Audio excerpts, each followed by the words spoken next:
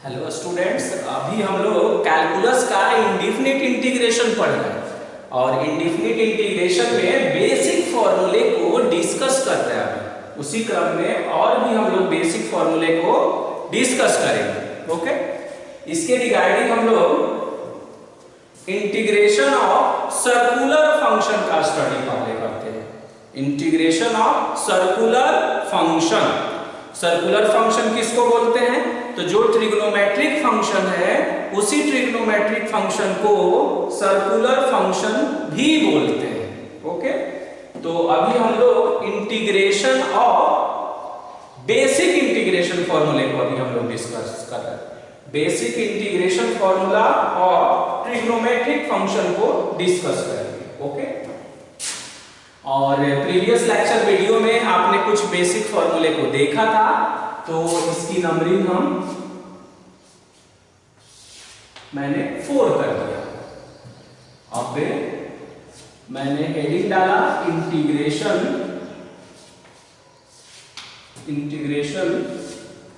Formula. Integration formula of circular function. Integration formula of circular function. CF जो देख रहे हैं ना, वो सर्कुलर फंक्शन को इंडिकेट करता है और सर्कुलर फंक्शन को ही हम ट्रिग्नोमेट्रिक फंक्शन भी बोलते हैं। Okay,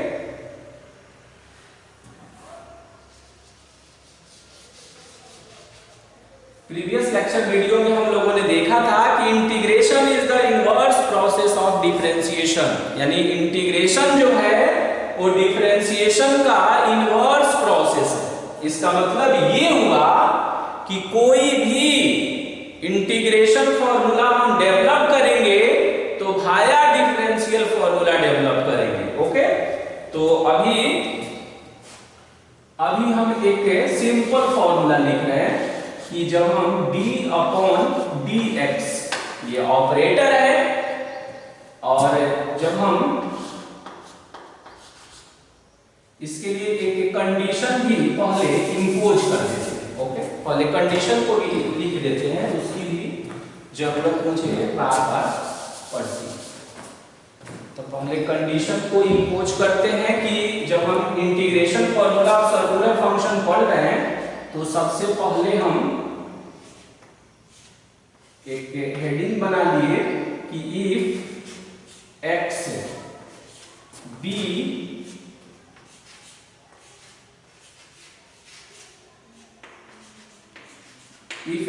in radian. यानी अभी जो फॉर्मूले हम डेवलप करेंगे उसमें कंडीशन है कि x जो है रेडियन में होना चाहिए। अब कहेंगे कि what do you mean bye radian? तो रेडियन जो है एंगल का SI यूनिट है। तो इसमें जितने सारे फॉर्मूले हम डेवलप करेंगे उसका कंडीशन है कि x बी इन रेडियन, और x जो है ना इसमें ट्रिग्नोमेट्रिक फंक्शन का एंगल बनेगा, और यहां कह रहे हैं कि एंगल रेडियन में होना चाहिए। तो अभी इसके रिगार्डिंग एक DC का फॉर्मूला हम लिख रहे हैं, और वो है d/dx।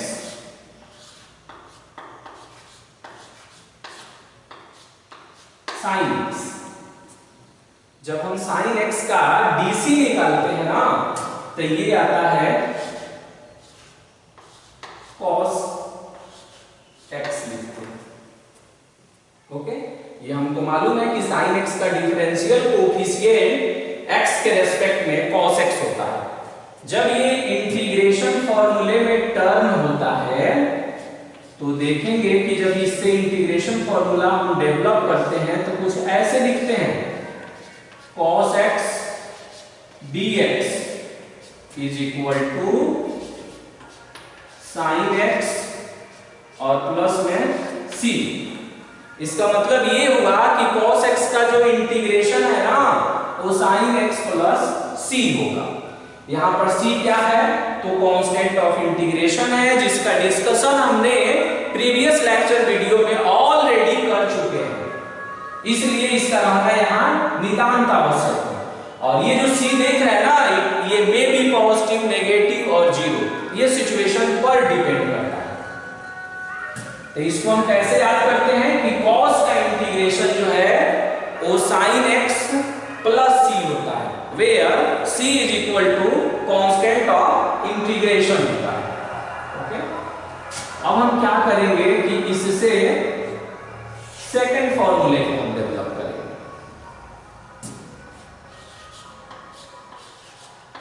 d upon dx cos x। तो जब हम cos का डिफरेंशियल कोफिशिएंट निकालते हैं तो कितना लिखते हैं हम, माइनस में sin x। लेकिन जब इससे इंटीग्रेशन फॉर्मूला हम बनाते हैं इससे, तो ऐसे बनाते हैं, sin x हो गया, dx हो गया, और यहाँ माइनस में cos x और प्लस में c। अब ये देखेंगे ना कि ये माइनस को इधर ट्रांसफर कर दिया था इंटीग्रेशन फॉर्मूला बनाने में। प्रीवियस लेक्चर वीडियो में हमने उसको डिस्कस भी किया था कि ये कैसे डेवलप हुआ है, वहां से आप देख लेंगे उसको। ओके, तो अभी हम लोग बेसिक फॉर्मूले को ही डिस्कस कर रहे हैं। वो बताइए, साइन का डीसी हमने लिखा, कॉस का भी डीसी हमने लिखा। अब हम क्या करते हैं ना कि tan का डीसी लिखते हैं, d अपॉन dx और tan x। तो tan x का डीसी हम लोगों ने पढ़ा कि sec स्क्वायर x होता है।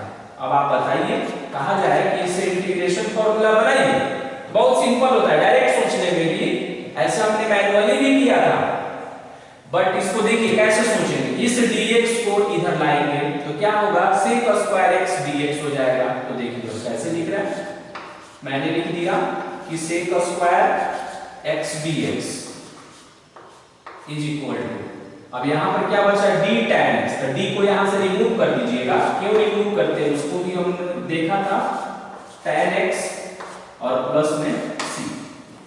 Okay, sec square x dx का इंटीग्रेशन जो है tan x प्लस c होता है। अब हम इसमें और डिस्कस करते हैं और हम देखते हैं, तो d upon dx cosec x।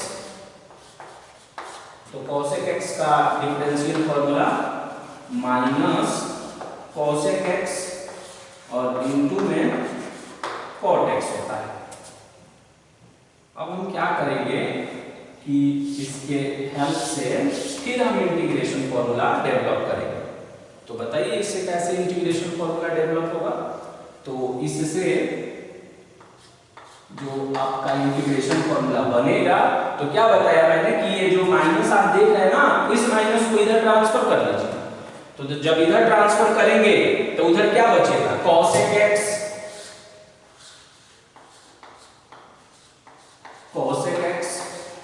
Into में cot x dx is equal to, और माइनस को इधर ला देंगे तो ये हो जाएगा माइनस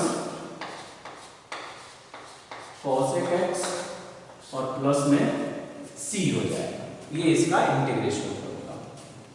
अब हम लोग फिफ्थ में देखते हैं, क्योंकि अभी हम लोग बेसिक के ट्रिग्नोमेट्रिक फंक्शन का इंटीग्रल फॉर्मूला हम लोग डेवलप कर रहे हैं। तो cosec का हमने dc लिख दिया। अब मुझे क्या करना चाहिए कि d upon dx sec x का लिखना चाहिए। तो बताइए, sec का जब हम dc लिखेंगे तो कितना होगा,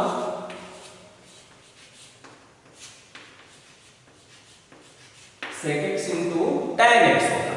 और इससे जब हम इंटीग्रल फॉर्मूला बनाएंगे तो ये बनेगा sec x इंटू में tan x dx, और इससे क्या होगा, sec x और प्लस में c होगा। बन गया। अब यहां से हम 6 नंबर को देखते हैं। तो d अपॉन dx और ये हो जाएगा cot x। तो cot x का जब हम dc लिखेंगे तो कितना होगा, माइनस में cosec स्क्वायर x होगा। माइनस को इधर ट्रांसफर करिए और इंटीग्रल फॉर्मूला बनाइए। तो क्या बनेगा integral formula, cosec square x dx is equal to minus में cot x और प्लस में c। ये c बहुत ही इंपॉर्टेंट है, आप ये नहीं समझेंगे कि इस c का कोई मीनिंग नहीं है। तो आप देखे होंगे डिस्कशन में प्रीवियस लेक्चर वीडियो में c जो है टू मच इंपॉर्टेंट है, ये उतना ही इंपॉर्टेंट है इंडेफिनिट इंटीग्रेशन में जितना भी इसका dc ये है minus cot x plus c। Okay, तो हम लोगों ने इस फॉर्मूले को डेवलप कर दिया, टोटल 6 इंटीग्रल फॉर्मूला हमने डेवलप किया। किससे? तो 6 से डिफरेंशियल फॉर्मूले से।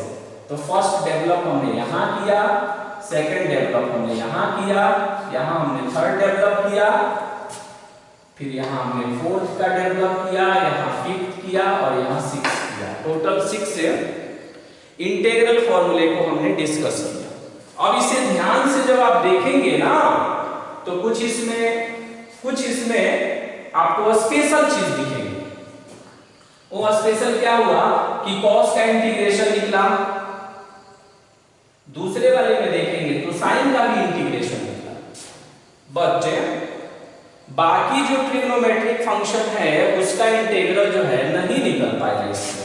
अब इससे एक रिमार्क आ रही है, और वो रिमार्क क्या है तो आप देखेंगे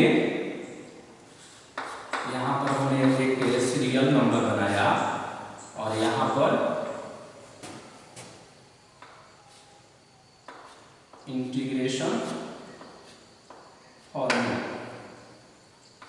इसका ऑफ सर्कुलर फंक्शन। तो आप फर्स्ट में देखेंगे और यहां लिख देंगे अवेलेबल लिख देंगे।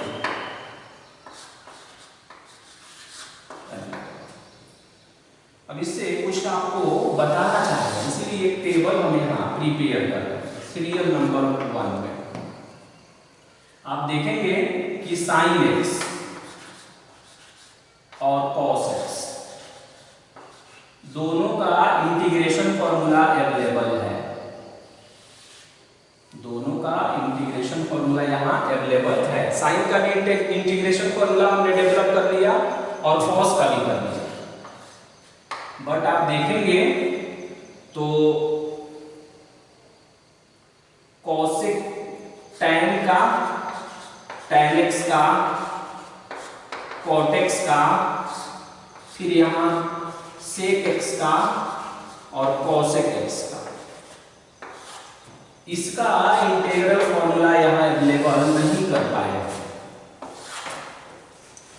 ये टेबल से हम ये बताना चाह रहे हैं ना कि जब हमने डीसी फॉर्मूले का यूज करके इंटीग्रेशन फॉर्मूला जब मैंने बनाया तो डीसी फॉर्मूला हमने कितना सेलेक्ट किया? टोटल 6 किया, उससे इंटीग्रल फॉर्मूला बना। लेकिन इंटीग्रल फॉर्मूला में सिर्फ साइन और कॉस का ही निकाला, तो कहेंगे कि बाकी 4 क्या निकाले? तो देखिए डीसी लिए साइन का, इंटीग्रेशन फॉर्मूला बना कॉस का, ओके एक निकला वहां से।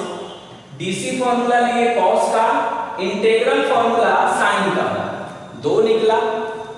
थर्ड में जब हम आए तो देखे कि डीसी लिए tan का और इंटीग्रल फॉर्मूला निकल गया sec स्क्वायर का। इसका निकल गया sec स्क्वायर का इंटीग्रेशन फॉर्मूला निकल गया। जब हम cosec का लिए तो इंटीग्रल फॉर्मूला इसका निकल गया।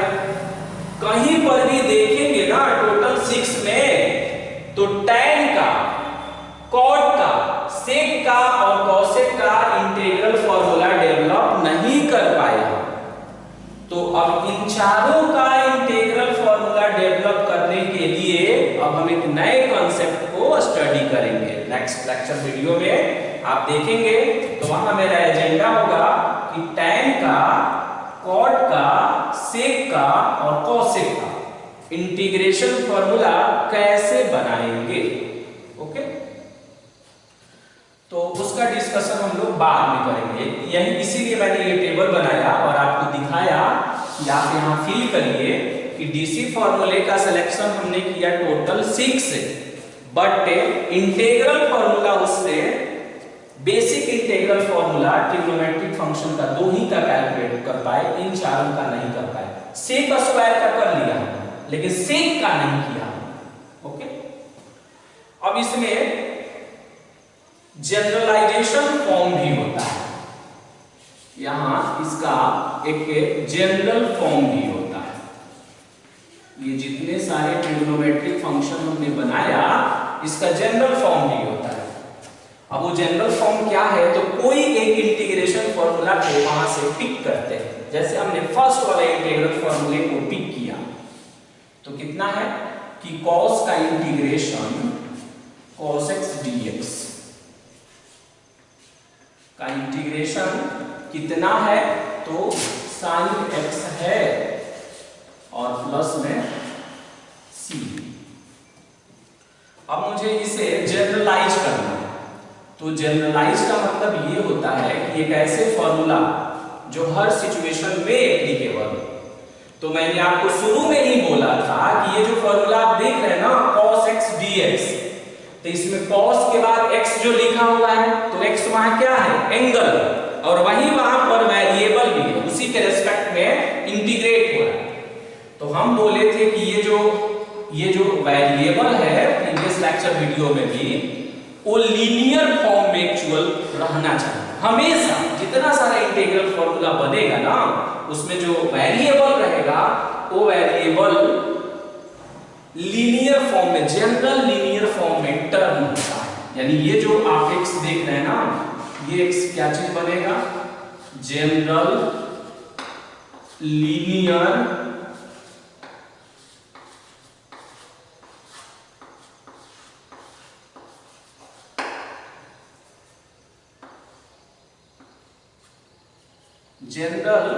लीनियर फॉर्म बनेगा। अब है कि what do you mean by the general linear form, तो देखिए ये बहुत पहले से आप पढ़ रहे हैं, 3 क्लासेस से मिलता होगा, ऐसे कहीं लिखा हुआ है 2x + 7। पूछेंगे इसमें x का अधिकतम पावर कितना है, तो आप बोलेंगे 1। यहां पर x का मैक्सिमम पावर 1। इसका मतलब ये हुआ कि x का मैक्सिमम पावर 1 है, इसका मतलब ये हुआ कि ये लीनियर है। और जब इस तरह से रहेगा तो इसको कहते हैं कि ये जनरल लीनियर फॉर्म है, और उसको जनरलाइज करके ऐसे लिखते हैं ax + b। कैसे क्वाड्रेटिक इक्वेशन का आप लिखते हैं, ax² + bx + c, तो उसको आप बोलते हैं कि द्विघात समीकरण है, द्विघात उसको बोलते हैं। उसी तरह ना इसको हम बोलते हैं कि ये रैखिक का मानक रूप है, ये स्टैंडर्ड फॉर्म है। तो कहता है कि जो वेरिएबल है ना वो वेरिएबल जनरल लीनियर फॉर्म में कन्वर्ट हो सकता है, और कन्वर्ट हम कर सकते हैं, क्वाड्रेटिक में नहीं कर सकते। ये हमेशा ध्यान रखना होगा कि ये जो यहाँ वेरिएबल है जिसको हम एंगल भी बोल रहे हैं, वो एंगल कभी भी जनरल क्वाड्रेटिक नहीं हो सकता है, क्यूबिक नहीं हो सकता है, बाई क्वाड्रेटिक नहीं हो सकता है। जब होगा ना तो वो लीनियर ही होगा। इसका मतलब ये हुआ कि जब इसका जनरल फॉर्मूला डेवलप करते हैं तो आप देखेंगे कि बुक में ऐसे लिखा हुआ मिलेगा cos ax + b dx। तो अब आप ये नहीं सोचेंगे कि इसका फॉर्मूला मैंने नहीं बताया, इसके भी फॉर्मूले में कोई बदलाव नहीं होगा। इसमें भी हम लिखेंगे कि साइन, जैसे इसमें लिखा, जो एंगल में कितना है ax + b। एक चीज बस इसमें करिएगा, x का जो कोफिशिएंट है ना उससे डिवाइड कर देना है। कोफिशिएंट मींस गुणांक होता है, तो x का कोफिशिएंट कितना है, स्मॉल a, तो स्मॉल a से डिवाइड कर देंगे और फिर यहां पर प्लस में c हो गया। ये इंटीग्रेशन फॉर्मूला बन गया। अब आप ध्यान रखेंगे कि अगर ऐसे कहीं हम देखते हैं फॉर्मूला, क्वेश्चन अगर ऐसे हम देखते हैं कि sec² -7x प्लस में 3 dx, और कहा जाए इसका फॉर्मूला बताइए क्या होगा, तो तो देखिए इसके लिए कुछ स्पेशल मुझे नहीं पढ़ना है, हम देखेंगे कि सेक स्क्वायर का इंटीग्रेशन हमने क्या पढ़ा। तो देखिए सेक स्क्वायर का इंटीग्रेशन हमने क्या पढ़ा, tan पढ़ा। तो क्या करेंगे ना कि यहाँ हम लिख देंगे tan, और आपको तो बताए हैं कि जो वेरिएबल है वहां लीनियर हो सकता है, लीनियर का जनरल फॉर्म आ सकता है ऐसे।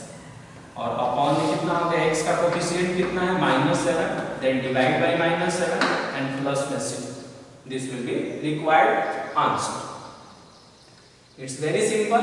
तो आप ध्यान रखेंगे कि जो 6 हमने बनाया ना वो सब को हम जनरल फॉर्म में भी कन्वर्ट करके लिख सकते हैं, यानी ये जो फॉर्मूला है इस पर भी आपको ध्यान रखना है। तो कहेंगे एक बात आप सोचेंगे कि यहाँ पर x, यहाँ पर डिवाइड आपने नहीं किया, यहाँ भी तो आपको करना चाहिए, तो करना चाहिए, ये करेक्ट है। बट यहाँ ना x का कोफिशिएंट कितना है, x का कोफिशिएंट यहाँ कितना है, तो आप बोलेंगे 1। तो हम कहेंगे कि बताइए कि 1 से जब आप डिवाइड करोगे तो कितना ऑब्टेन होगा, तो आपका आंसर होगा कि वही ऑब्टेन होगा। तो फिर हम क्यों डिवाइड करें 1 से, वहां अंडरस्टूड। ओके। दूसरी बात जो इसमें हमको ध्यान रखना है, ये जनरल फॉर्म हो गया, और एक रिमार्क और हम लोग बनाएंगे जो बार बार कॉम्पिटिटिव एग्जामों में पूछी जाती है। एक मैंने क्वेश्चन लिखा ऐसे कि cos है, cos x डिग्री है और यहाँ पर dx, यानी cos का इंटीग्रेशन निकालना है मुझे। तो क्या लिखा हुआ है यहाँ पर, cos x डिग्री है और यहाँ dx है, यानी cos का मुझे इंटीग्रेशन निकालना है। तो देखिए अब यहाँ पर मैंने पहले ही वार्निंग दिया था कि जब हम ये फॉर्मूले को पढ़ रहे हैं तो इसमें x रेडियन में होना चाहिए।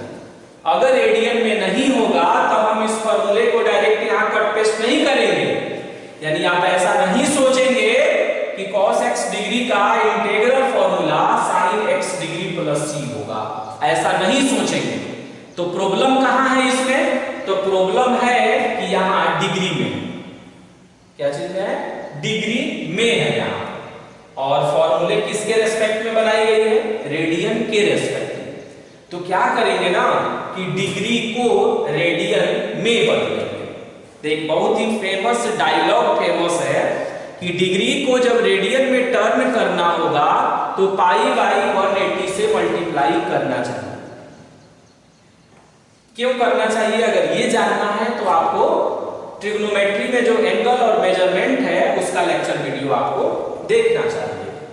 फिलहाल अभी हम ये सोचते हैं कि डिग्री को रेडियन में बनाने के लिए, जैसे 30 डिग्री का ही लिखा हुआ है, हम कहेंगे इसे रेडियन में बनाएंगे।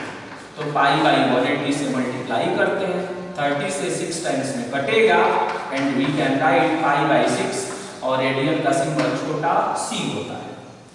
अगर नहीं भी लिखा हुआ है तो भी अंडरस्टूड है कि पाई बाई 6 रेडियन में, बट इसका सिंबल स्मॉल c होता है, क्योंकि रेडियन सिस्टम को सर्कुलर सिस्टम भी कहा जाता है, इसीलिए उसके लिए स्मॉल c भी हम यूज करते हैं। ये डिस्कशन मुझे बताता है कि डिग्री को रेडियन में बदलने के लिए पाई बाई 180 से मल्टीप्लाई करना चाहिए। अब ये क्यों बदलते हैं, क्योंकि एंगल का ऐसा यूनिट रेडियन होता है, इसीलिए इसको इंटरचेंज करने की जरूरत पड़ते रहती है, डिग्री को रेडियन में, रेडियन को डिग्री में। तो हम क्या करेंगे कि इस फॉर्मूले में ये cos x डिग्री जो लिखा हुआ है तो इसको हम ऐसे लिखेंगे, cos हो गया, इसमें पाई बाई 180 से मल्टीप्लाई करेंगे तो पाई x और अपॉन में 180 और यहाँ हो जाएगा dx, cos पाई x अपॉन 180 और इनटू में कितना हो गया dx हो गया। अब ये रेडियन में हो गया ये। अब इसको हम इंटीग्रेट कर सकते हैं, तो cos का इंटीग्रेशन हमने क्या पढ़ा कि sin, और एंगल का काम यहाँ कितना कर रहा है पाई x अपॉन 180 और प्लस में c। But we should always remember कि इसमें x का जो कोफिशिएंट है उससे डिवाइड भी करना है, तो अब देखिए, तो यहाँ x को अगर कवर करेंगे तो क्या दिख रहा है, पाई बाई 180, x का गुणांक कितना है, पाई बाई 180। तो हम क्या करेंगे ना कि पाई अपॉन 180 से डिवाइड कर देंगे इसको, पाई अपॉन 180 से इसको डिवाइड कर देंगे, और जब हम डिवाइड कर देंगे तो ये कंप्लीट हो गया। अब इसको हम ऐसे व्यवस्थित करके अरेंज करके अब इसको हम फिर ओरिजिनल फॉर्म में लिख सकते हैं। पाई x अपॉन 180 रेडियन है, उसको चाहे तो हम फिर ऐसे भी लिख सकते हैं, और इसको इन्वर्ट करेंगे तो कितना हो जाएगा, ये हो जाएगा 180 और अपॉन में पाई, और ये हो जाएगा साइन, फिर उसको ओरिजिनल फॉर्म में कन्वर्ट कर दिए प्लस। कहिएगा फिर इसको डिग्री में क्यों बना दिए, तो डिग्री में बनाने से कोई प्रॉब्लम नहीं है, क्योंकि अब मेरा काम हो गया, मेरा काम था इंटीग्रेट करना, तो ये इंटीग्रेट हो गया, तो फिर इसको हम ओरिजिनल फॉर्म में, क्योंकि शुरू में ये डिग्री में ही था, तो आप देखेंगे कि मैक्सिमम ऑप्शन इसी तरह के फॉर्म में रखता है। अब इस रिजल्ट से हम लोग कुछ सीखेंगे, और वो क्या सीखेंगे इससे कि जब हम cos x डिग्री का इंटीग्रेशन किए x के रेस्पेक्ट में, तो 180 अपॉन में पाई, और ये कितना हुआ साइन x डिग्री, और प्लस में c हो गया, इतना। इसका मतलब ये हुआ कि जब भी हम इंटीग्रेशन करते हैं, जब भी हम इंटीग्रेशन करते हैं और वो डिग्री में है, तो ये एक्स्ट्रा आ जाता है, 180 अपॉन पाई से मल्टीप्लाई करना। अब आपसे पूछा जाए कि sec स्क्वायर x डिग्री का इंटीग्रेशन कितना होगा, तो डायरेक्ट आप बोल सकते हैं कि 180 अपॉन पाई और tan x डिग्री आप बोल देंगे, 180 अपॉन पाई और क्या बोल देंगे tan x डिग्री, और हो गया। ट्रिग्नोमेट्रिक फंक्शन में मुझे यही डिस्कस करना था। अब दूसरी बातें इसमें, अभी हम लोग फोर्थ कर रहे थे, अब हम लोग एक और बहुत ही सिंपल है, इंटीग्रेशन ऑफ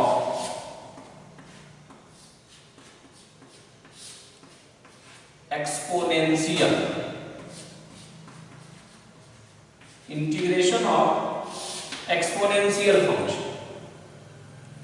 इसमें भी देखेंगे कि दो चीजें आती हैं। अब है कि what do you mean by the exponential function, तो कहता है कि कोई भी फंक्शन जिसमें कांस्टेंट का पावर वेरिएबल होता है, c का पावर भी, शॉर्ट में इसको याद रखना है, इसका कोडवर्ड आप याद रखेंगे कि एक्सपोनेंशियल फंक्शन बोलते किसको है, तो आप ऐसे याद रख सकते हैं कि जब कांस्टेंट का पावर वेरिएबल आता है, कांस्टेंट का पावर वेरिएबल, तो वैसे फंक्शन को एक्सपोनेंशियल फंक्शन कहा जाता है, जिसमें ये जो कांस्टेंट है ना, ये मस्ट बी पॉजिटिव होना चाहिए। अब आप देखेंगे एक फॉर्मूला में यहां लिख रहे हैं, आप पहले एक डीसी का फॉर्मूला हम देखते हैं, d by d x a का power x is equal to होता है ए का पावर एक्स और इंटू में log a to the base e, ये डीसी का फॉर्मूला है। क्या लिखा हुआ है, लॉग ई का पावर ए नहीं पढ़ते हैं इसे, log a to the base e पढ़ते हैं इसे। तो अब क्या करेंगे कि जब हम इससे इंटीग्रल फॉर्मूला बनाते हैं, तो ए का पावर एक्स का इंटीग्रल फॉर्मूला बनाना है, तो ए का पावर एक्स हो गया, और किसके रेस्पेक्ट में कर रहा है, एक्स के रेस्पेक्ट में, तो dx लिख दिया हमने। अब ये जो देख रहे हैं ना log a to the base e, इसे इधर लाकर डिवाइड करना होगा, तो a का पावर x और log a to the base e और प्लस में c, यही फॉर्मूला आप रटते हैं कि a का पावर x का इंटीग्रेशन a का पावर x अपॉन में log a to the base e होता है, और जहां पर a जो है ग्रेटर देन 0 होता है। हो गया। अब इस लॉगरिथम में देखेंगे कि ये जो लॉगरिथम मैंने लिखा है यहाँ पर, और यहाँ क्या लिखा है मैंने, log a to the base e, इसमें ये फैसिलिटी होती है लॉगरिथम में कि अगर ये हर में है तो अंश में जा सकता है, अगर अंश में है तो हर में आ सकता है, लेकिन इसके लिए कुछ कंडीशन, कब ऐसा करेंगे तो क्या उसमें परिवर्तन करना। जैसे log a to the base e अभी हर में यानी डिनोमिनेटर, जब उसे हम न्यूमरेटर में चेंज करेंगे ना तो ये दोनों अदला बदली हो जाता है। इसको हम ऐसे लिखेंगे log e और टू द बेस a लिखेंगे और प्लस। तो ध्यान रखिएगा कॉम्पिटिटिव एग्जामों में दोनों तरीके से आता है, a का पावर x अपॉन में log a to the base e, इस तरह भी दिखेगा और इस तरह भी दिखेगा। और हमेशा ध्यान रखेंगे कि लॉगरिथम जब अपने पोजीशन को चेंज करता है तो फेस और बेस भी इंटरचेंज हो जाता है। जैसे ये है log a to the base e और ये लिखे हैं log e to the base a, ये दोनों एक ही जैसा नहीं है, ध्यान रखेंगे। ये फेस और इसको फेस बोलते हैं, इसको बेस बोलते हैं। तो देखेंगे फेस और बेस का इंटरचेंजिंग हो गया है। और हमेशा यहाँ पर ध्यान रखेंगे कि शुरू में ही मैंने बोला था कि what do you mean by exponential function, then we can say कि every function in the form of constant to the power variable is called a exponential function, but we should always remember constant must be positive. Constant जो है हमेशा positive होना चाहिए, हमेशा धनात्मक होना चाहिए। इसीलिए यहाँ पर मैंने मेंशन किया है कि a ग्रेटर देन। ऐसा इसलिए होता है ना कि ये जो फेस देख रहे हैं ना, a कहाँ पर है, फेस में है, तो फेस हमेशा पॉजिटिव होता है। हालांकि बेस भी हमेशा पॉजिटिव होता है, लेकिन बेस के साथ एक और क्राइटेरिया होता है कि बेस कभी 1 नहीं होता है, बेस कभी भी 1 नहीं हो सकता है, यानी यहाँ पर कभी भी 1 नहीं है, दोनों ही पॉजिटिव होता है। लॉगरिथम के लिए एक शॉर्ट में हम आपको बात बता दें कि लॉगरिथम में फेस और बेस दोनों ही पॉजिटिव होता है, बट बोल रहे हैं ना, बट उसका जो बेस है वो कभी भी 1 नहीं होना चाहिए। ओके, तो इस तरह से हमने ये कंप्लीट किया। अब आप देखते होंगे एक फॉर्मूला ऐसे पढ़ते होंगे आप, डी बाई डी एक्स ई का पावर एक्स, तो ई का पावर एक्स ही होता है। इससे इंटीग्रेशन फॉर्मूला जब हम बनाते हैं तो e to the power x d x का integral formula e to the power x plus c लिखते हैं, जहां पर सी क्या है, कांस्टेंट ऑफ इंटीग्रेशन। अब कहिएगा कि ये भी एक्सपोनेंशियल फंक्शन है क्या, तो इसका आंसर है कि हाँ, ये भी एक्सपोनेंशियल फंक्शन है। ये जो देख रहे हैं ना e to the power x, ये भी एक्सपोनेंशियल फंक्शन। ये जो स्मॉल e लिखा हुआ है तो आप इसको सिंपल अल्फाबेट नहीं समझेंगे, English alphabet a b c d e, वो वाला e नहीं समझेंगे, ठीक है, वही वाला e है, बट इसका स्पेशल यहाँ मीनिंग है। हमेशा हमको ध्यान रखना चाहिए कि जो स्मॉल e है वो इरेशनल नंबर है, जस्ट लाइक अ पाई। जैसे प्राइमरी सेक्शन में आपने काफी फेमस था कि पाई जो है इरेशनल नंबर है, यानी पाई एक और परिमेय संख्या है। वैसे ही यहाँ पर याद रखा जाता है कि स्मॉल e भी जो है इरेशनल नंबर है, यानी हमेशा इसको याद रखना चाहिए कि e जो है स्मॉल e ये इरेशनल होता है। शॉर्ट में हमने लिख दिया आई, इरेशनल, और इसका अप्रॉक्स वैल्यू 2.71 होता है। जैसे कैसे आप याद करते हैं कि पाई एक और परिमेय संख्या होता है और उसका अप्रॉक्सीमेट वैल्यू 22/7 होता है, उसी तरह स्मॉल e भी एक इरेशनल नंबर है, एक अपरिमेय संख्या है और उसकी अप्रॉक्सीमेट वैल्यू 2.71 होता है। ओके, एक लेक्चर वीडियो है उसमें मैंने इसको प्रूव भी किया है कि e का वैल्यू 2.71 क्यों होता है, उसको देख लेंगे तो और आप कॉन्सेप्ट क्लियर हो जाएगा। ओके, तो इसमें हमने क्या पढ़ा, इंडेफिनिट इंटीग्रेशन का फॉर्मूला। अभी हम लोग बेसिक फॉर्मूले को बना रहे हैं जिससे हम लोग क्वेश्चन को स्टार्ट कर सकते हैं। उसमें हमने ट्रिग्नोमेट्रिक फंक्शन का देखा और उसका फिर हमने जनरलाइज किया। फिर हमने देखा कि अगर डिग्री रेडियन अगर डिग्री में हो तब क्या करना चाहिए। फिर दूसरा हमने देखा कि एक्सपोनेंशियल फंक्शन का इंटीग्रेशन कैसे निकाला जाता है। इन सारी चीजों में एक बात कॉमन है कि जो भी हमने इंटीग्रल फॉर्मूला डेवलप किया वो डीसी फॉर्मूले से किया। इसीलिए हम बोलते हैं, बार बार ये बोल रहे हैं कि integration is the inverse process of differentiation, यानी इंटीग्रेशन जो है वो डिफरेंशिएशन का इनवर्स प्रोसेस है। इसीलिए इंटीग्रेशन को एंटी डेरिवेटिव भी बोला जाता है, और समेशन तो बोला ही जाता है, उसका नाम एंटी डेरिवेटिव भी है। ओके, तो अब हम लोग इसको नेक्स्ट में और डिस्कस करेंगे।